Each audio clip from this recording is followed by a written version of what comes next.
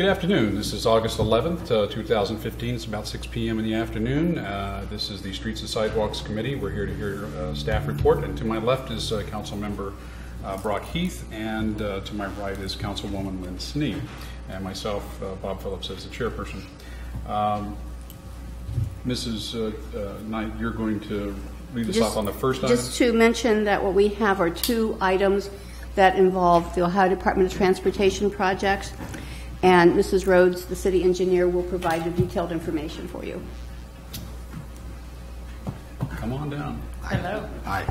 I'll talk quietly tonight because I've heard that eardrums were almost blown. The first item is talking about ODOT urban paving resurfacing for North Market Street. This, as you guys know, we just had downtown paved this year. So originally, this part of North Market Street was included and supposed to be paved. But since ODOT is coming in next year to redeck the North Market Street Bridge, essentially traffic is going to be chaotic from Water Street all the way to Staunton or Riverside Drive. So what they requested was that we actually take it out of this year's resurfacing program and putting it into the redecking project that's going to occur in 16. So that's all this is. You guys had previously before my time, had approved the resurfacing in the downtown area with the preliminary legislation. Essentially, again, it was just a swap out. We took it out of it occurring in 15, and because there's going to be construction going on up there in that area of North Market Street between Water and Staunton, we're requesting it in 16. So just like resurfacing, we would pay the 20%, and ODOT would pay the 80%, and that's pretty much it. So we request emergency legislation because of the timing and them needing the information back. And the ODOT format for this also. Right. Is the inspection that was just done on that bridge, this is a part of all of that? Yes. And do you have the results of that inspection, or were there any discrepancies noted? We do not, but we've gotten ODOT has a process, stage 1, stage 2, and stage 3 plans, and so we have those now, and we've kind of looked over it, and I don't think that there were any gaping holes. Sorry, that didn't. That's good. That's good. If there were, we would have found out about it right now. Yes. But when I ask that, I'm interested in the bridge itself, and will we get a grade on it as to its condition when that report becomes available? Yes. Well, I'm not certain that they'll give us a grade, but I know that ODOT is responsible for that bridge as well as some other bridges. So I will look into that, but I do know that they take responsibility of that bridge, essentially, since they're redecking it, and they're paying 100% of that cost. We aren't paying any of that cost. Okay. Because it's a state route. I do not have any other questions. I just was curious, when this project is taking place next year, will that close the main water intersection or the Staunton main? They are market. Sorry. Yeah. So this won't occur until after Strawberry Festival next year, but it's going to begin the Monday after Strawberry Festival. Mm-hmm. They have requested that they close Water Street there, so it would just go back to the next intersection. Water Street to the east would be to Walnut, and to the west would be Cherry. Okay. So yes, Water Street, but then Staunton will obviously be open, and North Market Street will be open. It'll just be shifted sides of truck. All the traffic will be shifted to one side and then the other side. So over the bridge itself, or just at over the bridge itself? Okay. Okay. All right. I was just curious. Thank you. Yeah, that was my question. As far as traffic on the bridge, sounds like it'll flip flop. It'll still be usable the entire time. Yes. Just limited lanes. Perfect. Thank you. Just one question. Will it be completed by the time school starts in September? I believe that is. You mean in August? I think. Yeah, I corrected myself. But I'm not. I believe that's the plan, but I'm not completely certain. I know that we were holding them off until after Strawberry Festival. So again, roads will be open. We definitely knew that we didn't want this to be occurring during Strawberry Festival. So I'm not exactly sure of the plan, but you got to kind of say what's more important. And that School. well, but we're not restricting access, but so we don't want a whole bunch of people dealing with the construction and us worrying, about what may happen with construction equipment if it were to be in town during Strawberry Festival. So, Mr. Kendall? Is this a grind and replace? this is more than a grind and replace. Okay, so they're going way down. Yes. Okay, yes. gotcha. And that's essentially one of the things they were doing as part of the inspection. And you can see as you drive over North Market, there's a whole bunch of white circles. Markings. That's concrete, isn't it? A portion of it is, but a portion is also asphalt. Any other questions from audience members? Anyone? Okay. And just one other thing, do we, when we have a project like this that is near the schools, do we notify the school district that construction project is happening? We do try to. I think they'll see it, Right. but we do try to, especially if it's our project. I don't know that we've had any conversations with them specifically about the redecking of the bridge. One, because it was going to occur during the summer, and I do think the intention, I need to go recheck the plans, but I do think the intention was to get it done during the summer. But also then the second thought is that it would be going on for 3 months during the summer, and people would see it and figure out a workaround if they needed to. Okay. Anything else? No. And what's your pleasure on this?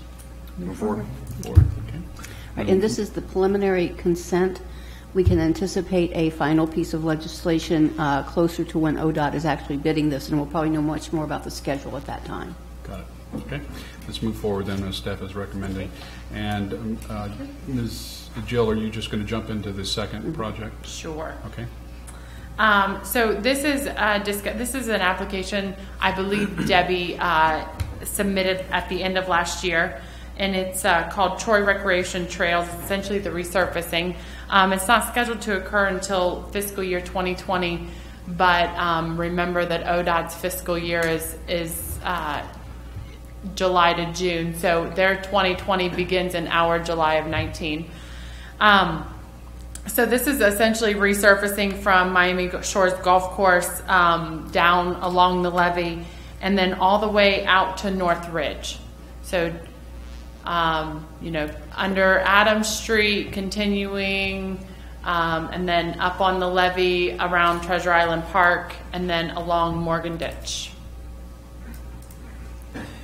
I think I need aerials more often because it is kind of difficult to. So this is it's a resurfacing. So it's 20% we pay, 80% they pay, and so we're actually, you may see things actually in next year's budget pertaining to this project, POs to begin to secure the land per ODOT and federal highway regulations.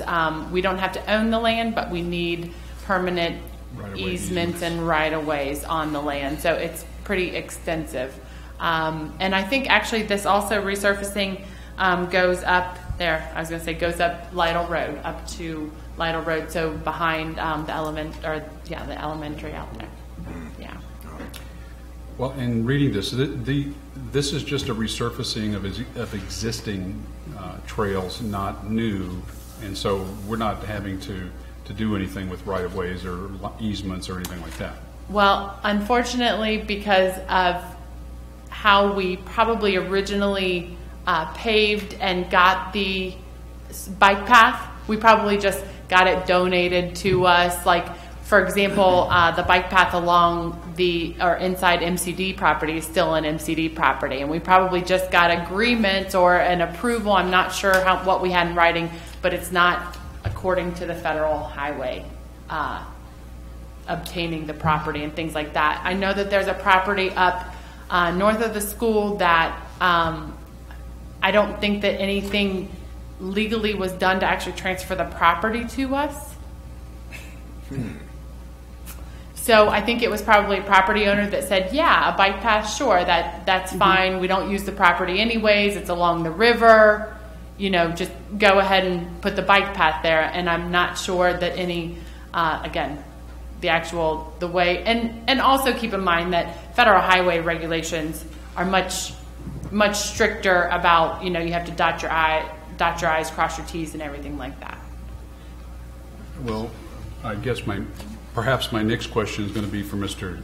Livingston about building these things on private property without having the right-of-ways at that originally. Why? Do you have any idea why that was done this way?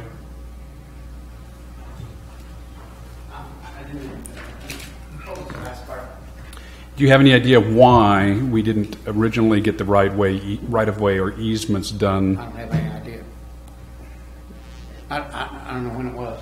And I'm not certain when it was either. So I do know moving forward that Christy and myself talking about projects such as these and bike paths, because this is additional work that